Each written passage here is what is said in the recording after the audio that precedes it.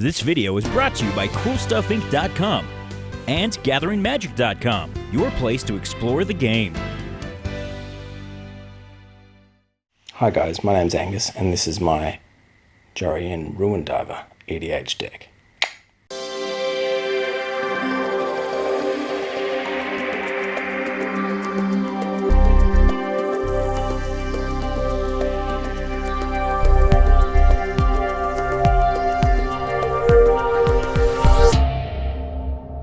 Hi guys and welcome to the deck tech for my Jori and Ruin Diver EDH deck. Jori and the Commander, Merfolk, Wizard, 2/3, 1/1 blue and 1 red. When you cast your second spell of any turn, draw a card. So we're playing Merfolk Tribal with a splash of red. Land base, Scalding Tarn, Volcanic Island, Steam Vents, Cascade Bluffs, Sulfur Falls, Wandering Fumarole, Command Tower, Temple of Epiphany, Shivan Reef. Good that it taps for a colourless, and you'll see there's a little interaction there that makes that relevant. Izzet Boilerworks, Holdout Settlement, again, good that it taps for a colourless, and also we have a number of, at least a couple of creatures that we're looking to tap them without them having to get into the red zone to tap, so we'll point those out a little bit later. Holdout Settlement lets us do that. Tolaria West, let us dig up a Pact of Negation. Halimar Depths, look at the top 3 cards and reorder them as we see fit, really cool. We're running 8 islands,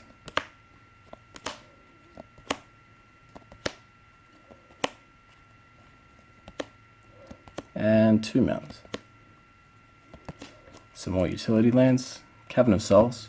We're a Merfolk Tribal deck, so we have a Wizard sub-team as well, but we're going to be naming Merfolk most of the time. Nykthos Shrine of Nyx. This is going to let us have a couple of big explosive turns with some big mana when we've got a bunch of blue permanents down. Evolving Wilds, get a basic. Terramorphic Expanse, get a basic. Mirror Pool. Here's where the colourless mana really matters. Enters the battlefield tapped, add 1 colourless to your mana pool. 2 and a colourless, tap, sack, Mirror Pool, copy target instant or sorcery spell you control. You may choose new targets. So in a counter war, this is fantastic. It lets us have a second counter spell without investing one from our hand. Great for replicating mass card draw spells. Or any of those types of effects, so really cool. Secondary effect of 4 and a colourless, tap, sack, Mirror Pool. Put a token onto the battlefield that's a copy of target creature you control, so really great for copying a Lord, True Name Nemesis, any of those sorts of things. Really cool. Reliquary Tower, keep all the cards in our hand. Land Destruction, Dust Bowl, reusable land destruction, really cool in EDH. Strip Mine, destroy target land. Tectonic Edge, destroy target non-basic, if they have 4 or more. Alright, so on to the creatures and spells. The Merfolk, Cozy's Trickster, a 1/1 that gets bigger when people shuffle their deck. Lots of people shuffling in EDH. Becomes a beat stick. Stonybrook Banneret, 1/1 blue, Island Walk. Our Merfolk and Wizard spells cost 1 less to play. Most of our things are Merfolk, and most of the things that aren't Merfolk are Wizards, so all that stuff is cheaper. And she has Island Walk built in, that's great. Rootwater Thief. Rootwater Thief is a great card. 1/1 blue, Merfolk, 1/2 body, can gain flying until end of turn. But when it deals combat damage to a player, you can pay 2, search their library, remove a card from it, exile it from the game, and then shuffle their library. This lets us just get rid of things that are problematic to our fair creature strategy, or to kill combo decks. Silvergill Adept, 1/1 blue, 2/1 body, is a Merfolk, is a Wizard, draws a card. Grading constructed, great here. Stonybrook Angler lets us tap or untap target creature, so we can use it as a Maze of Ith, or we can get multiple activations out of any of our utility creatures. Super good. Waterfront Bouncer, 1/1 blue, Merfolk Spell Shaper. Pay 1, discard a card from your hand, return target creature to its owner's hand, 1/1 body. So it is a Merfolk, it gets the pump from all of our lords, it lets us tempo play, bounce things back to people's hands. We have a Sword of Light and Shadow that lets us get creatures back to our hand that we can pitch repeatedly through this, so really cool card. Just great tempo plays. Shapesharer is a changeling, so is a merfolk, is a wizard. 2 and a blue, becomes a copy of target shapeshifter, and this can be other shapeshifters, not just itself. Target shapeshifter becomes a copy of target creature until your next turn. We can copy lords, we can copy our own utility stuff, we can copy Fatiborn baddies that the opponents control, we can copy an Avacyn to survive through board wipes, whatever. Super good. Lord of Atlantis. Buffs the team, gives Island Walk. Awesome. Master of the Pearl Trident. Buffs the team, gives Island Walk. Awesome. Coralhelm Commander. Level up ability, 2/2 body initially, pay 1 to level it up. Levels 2 to 3 to 3/3 of flying. Level 4, it's flying 4/4, and it pumps the team. And like, we can afford to be leveling this up. We've got some excess mana floating around, it's fine. Harbinger of the Tides, you can flash it in for 2 and 2 blue, or just play it for 2 blue. Bounce target tapped creature when it comes into play. Super good, just, return something. Great tempo play, return something to an opponent's hand. And is a merfolk, so gets the buff from our lords, and we've got Crystal Shard in here, so we could just be bouncing this guy back as well. And just, like, we're playing blue-red, so there's not a lot of hard removal. So we're using things like Harbinger of the Tides and Waterfront Bouncer to keep some tempo happening, and try and maintain our control over the board. Merrow Reejerey, 2 and 1 blue, pumps our guys, and has a really amazing secondary ability. Whenever you play a merfolk spell, you may tap or untap target permanent. So we can, we're running a bunch of copy effects in the deck as well, so we can copy this guy. Having multiples is fantastic. We get the multiple untap or tap effects.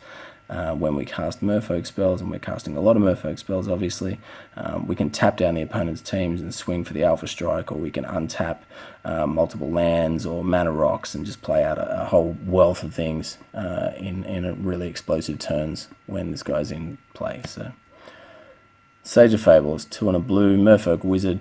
Other wizard creatures you control come into play with an additional +1/+1 counter on it. So it makes our wizards bigger. They're not the biggest creatures to begin with, so it is great that they then become that little bit bigger, particularly the merfolk ones. Pay 2, remove a 1/1 counter from a creature you control, draw a card. Card draw, awesome. Great art too, really lovely. Scroll Thief, whenever he deals combat damage to a player, draw a card. We're giving our guys Island Walk pretty often, so he gets through and he draws his cards, that's great. True Name Nemesis, this is the badass. Everyone knows True Name Nemesis, but if you don't, 1 and 2 blue, as he comes into the battlefield, choose a player. True Name has protection from the chosen player. He's a 3/1 body. Super great. He's a merfolk, so we're giving him Island Walk as well if for some reason if we're not able to return it to our hand after he's killed off someone, we can still have him get Island Walk. We can slap some swords and stuff onto him, equip him up, and just smash face, and we can copy him, and he's just a badass beater, and we love him. Merfolk Sovereign, another lord, buffs the team. Merfolk Sovereign doesn't get any love anywhere else. We may as well have her in here being awesome in our Merfolk tribal deck. Secondary ability of tap, target merfolk creature is unblockable this turn. That's great too, because we're not always going to be having opponents with islands in play. We are going to be wanting to be beating down on them, so here's a way that we can get through. I'm not running any seize effects like spreading seas or seize claims, so I'm not turning opponents' lands permanently into islands, so this is just a mechanism by which we can kind of still get our beat on. Thada Adele, Merfolk Rogue with Island Walk built in, which is amazing early game, because when she deals combat damage to a player, you may search that player's library, choose an artifact, exile it, you may cast it until end of turn. So mana rocks early game is fantastic. At any point in the game, removing things that are problematic for fair creature strategies, such as Oblivion Stones and Nev's Discs and Coercive Portals and those sorts of things, really important. So she does great work. And we can steal her equipment too, that's always awesome. Sigil Tracer. Pay 1 and 1 blue, tap 2 untap wizards you control, copy target instant or sorcery spell, choose new targets. This is great. It lets us kind of, fight in counter wars without having to invest a super amount of our own counters from our hand, which is always great. And we have a bunch of wizards, so we often are able to utilize that ability. And Lullmage Mentor. Awesome. Great synergy between these two. Whenever a spell or ability you control counters a spell, you may put a 1/1 blue Merfolk creature token onto the battlefield. Tap 7 untap Merfolk you control counter target spell. So we're countering stuff. We're getting more Merfolk into play. They're all getting a buff. It's cool. Got a little army of weenies pump out that are helping us counter stuff. Streambed Aquitects. Again, as I mentioned, we're not running Seize effects, so the secondary tap ability, tap target land becomes an island until end of turn, is relevant quite frequently to help get the team through from the Lord-based Island Walk ability. But also can tap target Merfolk creature can get +1/+1 and gain Island Walk until end of turn, so can be good. Taurean Mauler, our only red Merfolk other than Jori. Taurean Mauler is a shapeshifter, so a changeling. This card is every creature type at all times. Whenever a player plays a spell, you may put whenever an opponent plays a spell, you may put a 1/1 counter on Taurean Mauler. Storm players are going to be making this guy big. Yeah, just gets big, becomes a beat stick, and is a Merfolk. So gets Island Walk, is a wizard, so helps tap down to counter spells for Sigil Tracer. Master of Waves. Master of Waves is amazing, arguably the best thing to happen to Merfolk in Constructed for some time. True Name Nemesis, similarly, obviously in Legacy, but in Modern, Master of Waves is just the guy. Protection from red. Elemental creatures you control get +1/+1, so buffs elementals. Wandering Fumarole is the only other elemental in the deck other than what Master of Waves creates, but when he comes into play, check your devotion to blue and put that many 1/0 blue elemental creature tokens into play. Awesome. Our devotion to blue when he comes out is generally quite large, and yeah, he puts a serious clock on the board. Surge Spanner. This is the one of the main cards where we're looking to utilize our Holdout Settlement and to tap to make a color, but then engaging his ability of whenever Surge Spanner becomes tapped, you may pay 1 and a blue. If you do, return target permanent to its owner's hand. Super good. Merfolk Wizard, just, yep, another tempo, bounce things to our opponent's hands. Anything that, you know, like Ghostly Prisons or any of that kind of horrible, super powerful jank yuck that people run, that we might not have been able to deal with as it was coming into play the first time around. We can take it back to their hand. Maybe then we can counter it, or yep, even just getting stuff up off the table for one turn can let us get in and deal lethal. So, Taurean Sky Summoner. Whenever you cast an instant or sorcery, put a 2/2 blue Drake creature with flying onto the battlefield. So just you know, when we're getting into these counter wars, we can then just kind of build up a flying team as well to help us get the job done.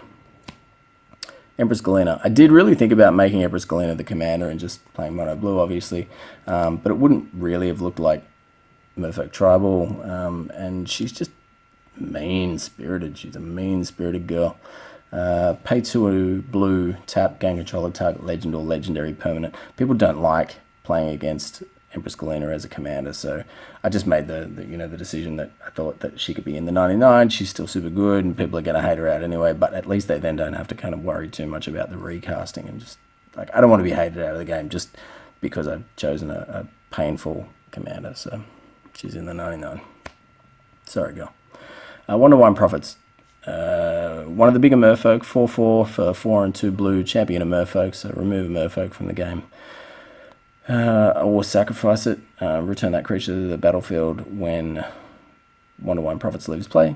When Wanderwine Prophets deals combat damage to a player, you may sack a Merfolk. If you do, take an extra turn after this one. It's one of the primary win cons, or a win con anyway.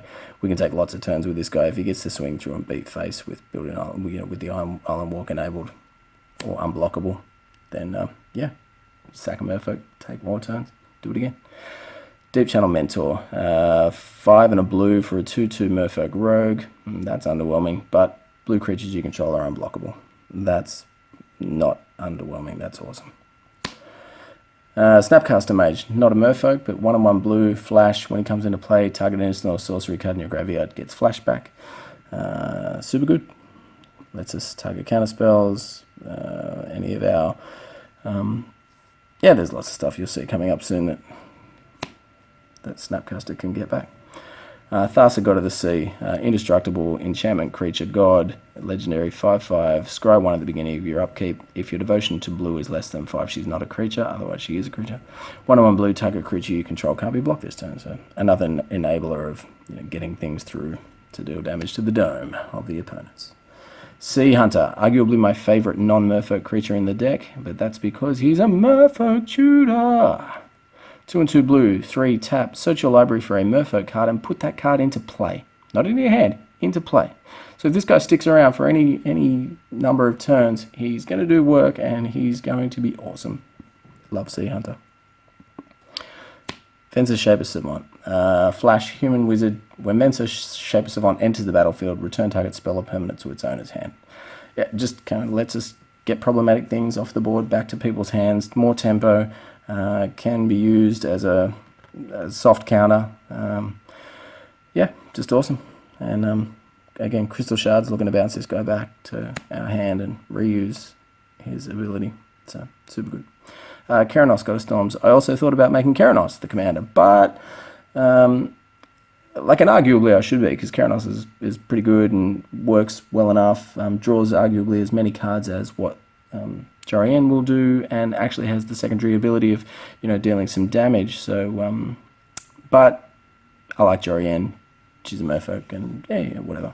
I didn't necessarily want to be looking for the strongest commander. I just wanted to be looking for one that I thought would be fun, and that would enable still a strong deck, but just fair and non-threatening, really. So 3, 1 blue, 1 red, indestructible, devotion. If your devotion to blue and red is 7 or more, he is a creature, otherwise he is not. When you, in your upkeep, reveal the top card of your library. If it's a land, put it into your hand and draw another card. If it's a non-land card, deal 3 damage to target creature or player. So can be good for pinging off little commanders or pesky creatures and stuff, but and doming people. But anyway, in the 99, great inclusion in the 99. Archetype of Imagination.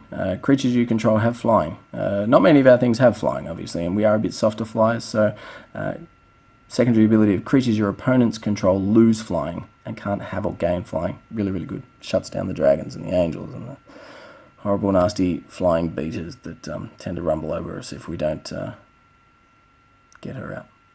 Sakashim the Imposter. So we're into the duplicate, the copying effects.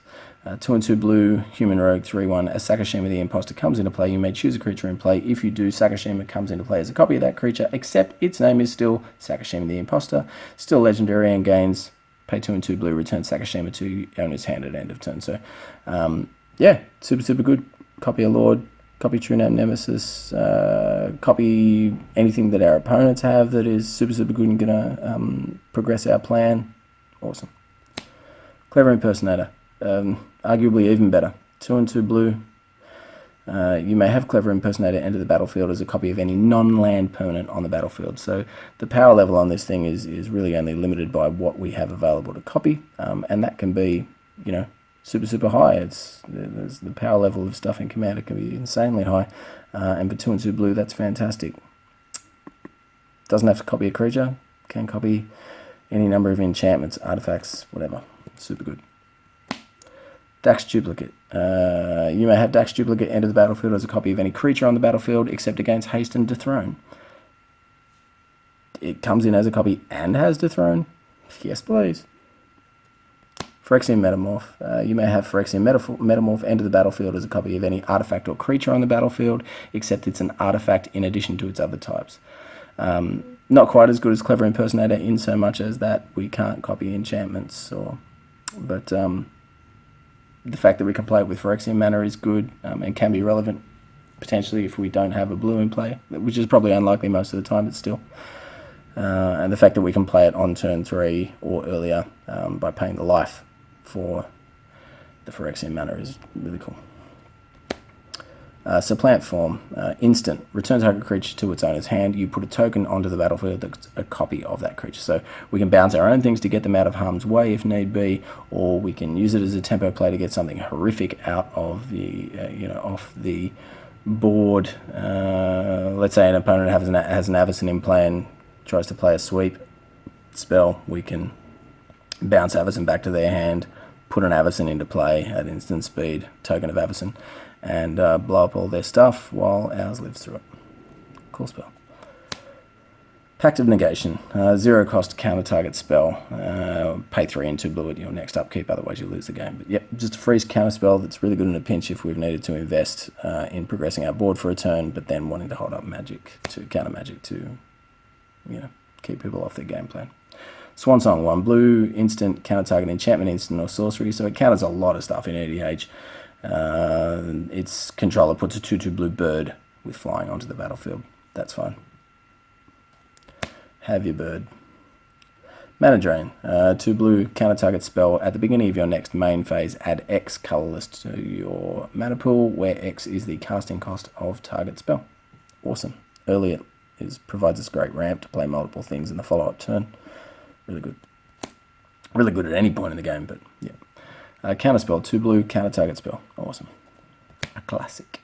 Muddle the Mixture, instant, 2 blue, counter target instant or sorcery spell, but has a transmute for 1 and 2 blue, so we can pitch it to the bin and search our library for a spell with CMC 2. So it lets us fish up a Lord for the most part. Counterflux, awesome. Counterflux, 2 blue and 1 red. Counter target spell you don't control. It can't be countered by spells or abilities, and has an overload cost of 1, 2 blue and 1 red. So if there's a stack build up that we want to then just say no to all of it, we can. Cryptic Command, awesome. Player reward promo has a Merfolk hand on it. How appropriate for the deck. Choose 2 of the following 4 modes. Return target permanent to its owner's hand. Draw a card, tap down the opponent's team, or counter target spell. Awesome. Force of Will, free counter spell by pitching a card, a blue card from your hand, and paying a life. Again, just awesome. Yep, being able to continue progressing our game plan, but holding up essentially a free counter spell or a manaless counter spell is just awesome. Mystical Tutor, 1 blue, search your library for an instant or sorcery and reveal that card, shuffle your library. So we can dig out some, we can dig up a mass card draw spell to refill our hand. We can, you know, pull up a counter spell, whatever we need to go for. And because of the low cost, it's often times that we will draw what we've fished up, the turn that we fished it up, by activating Jori's ability of casting a second turn of a spell and then drawing a card. Heuristic Study, card draw, enchantment. Whenever an opponent casts a spell, you may draw a card unless that player pays 1. This generates a lot of card draw. Or it slows down the opponents. Distant Melody, sorcery for 3 and a blue. Choose a creature type, draw a card for each permanent you control of that type. We're naming Merfolk and we're drawing a bunch for 3 and a blue. Seems good. Dig Through Time, 6 and 2 blue, but has Delve, so you can delve away exile cards from your graveyard. Look at the top 7 cards of your library, put 2 into your hand, and the rest on the bottom of your library in any order. This card is really, really good, hence the bannings in Modern and the restricted in other constructed formats. Card is good. Archmage Ascension. At the beginning of each end step, if you drew 2 or more cards this turn, you may put a quest counter on it. As long as Archmage Ascension has 6 or more quest counters on it, you may draw a card. If you would draw a card, you may instead search your library for a card and put that card into your hand, then shuffle your library. So we get to tutor instead of draw off the top if we have 6 or more counters on this. That is insane. And Jori helps us do this. Keranos helps us do this. Card draw helps us do this. Super good. Rite of Replication. This thing is awesome. Put a token onto the battlefield that's a copy of target creature. If Rite of Replication was kicked, put 5 into play instead. So copy a Lord 5 times and they buff everybody and it's time to smash face. Bonfire of the Damned. Double X and a red for a sorcery. That says deal X damage to target player and all creatures he or she controls, but it has a miracle cost of 1 red and X. So if we draw it off the top and reveal it, we can cast it for the reduced cost. Awesome. Cyclonic Rift. Return all. I'm not too worried. Like, you know, there's times obviously where we're going to have to play it for 1/1 blue and just return target non-land permanent you don't control to return his hand, but we're looking to pay 6 and a blue to overload it and bounce everything that our opponents control back to their hands, because that is just amazing. Into some equipments and other artifacts. Sword of Fire and Ice, Pro Blue, Pro Red, +2/+2. When it deals combat damage to a player, deal 2 damage to target creature or player, and draw a card. Super good. Sword of Feast and Famine, +2/+2, Pro Black, Pro Green. When it deals combat damage to a player, that player discards a card and untap all lands you control. So we can progress our board, main phase 1, untap from combat damage, and then have mana main phase 2. Sword of Light and Shadow, +2/+2, Pro White, Pro Black. Whenever a creature deals combat damage to a player, you may gain 3 life and return up to 1 target creature from your graveyard to your hand. So again, this is great with Waterfront Bouncer, but you know, if we've had stuff like if Empress Galina has been killed off, or if True Name's been killed off somehow, yeah, get it back to hand and start playing with it again. Jit, when equipped creature deals combat damage to a player, put 2 charge counter deals combat damage, to creature or player. Put 2 charge counters on the Jit. Remove a charge counter from the Jit. Choose 1. Equipped creature gets +2/+2, so buff the dude. 1 target creature gets -1/-1 until end of turn, so it can be used as removal or gain 2 life. Batterskull. Equipped creature gets +4/+4, Vigilance and Lifelink. That's awesome. And we can return it to our owner's hand. So yeah, super good. The Mana Rocks. Mana Crypt. 0 to cast. During your upkeep, flip a coin. If we lose the flip, it deals 3 damage to us. That can potentially deal a bunch of damage to us, but the ramp that it provides us, early acceleration, is just nuts. Add 2 to your mana pool. Soul Ring. 1 to cast artifact. Tap to add 2 colors to your mana pool. Everything in this deck is foiled out, as you've probably seen, but this is a beautiful foreign black bordered version signed by Mark Tedden. I think that's nicer than a foil. Sapphire Medallion. Again, doesn't come in foil, but your blue spells cost 1 less to play. Super, super good. I've got another copy here just to show you. I don't know if it's going to show up or not. Both of these versions are what are called Charlie Brown misprints. Just above the right-hand side here, there's Charlie Brown's face and shoulder just above the medallion in here. Super cute.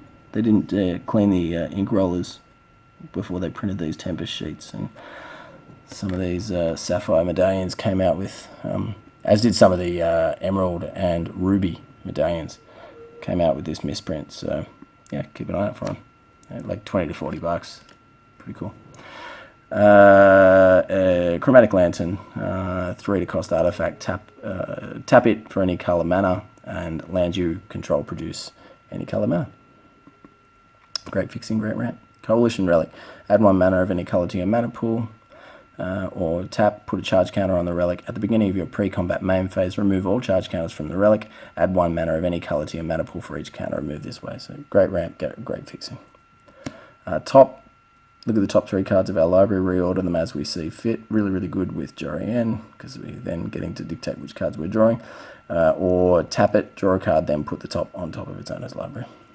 Really cool. Crystal Shard. Pay 3 and tap, or pay 1 blue and tap. Return target creature to its owner's hand unless its controller pays 1. Primarily, we're bouncing our own things with this to enable casting a second spell for the turn for Jori's card draw ability to engage. But also, if an opponent taps out, we can bounce their guys. And that's not horrible.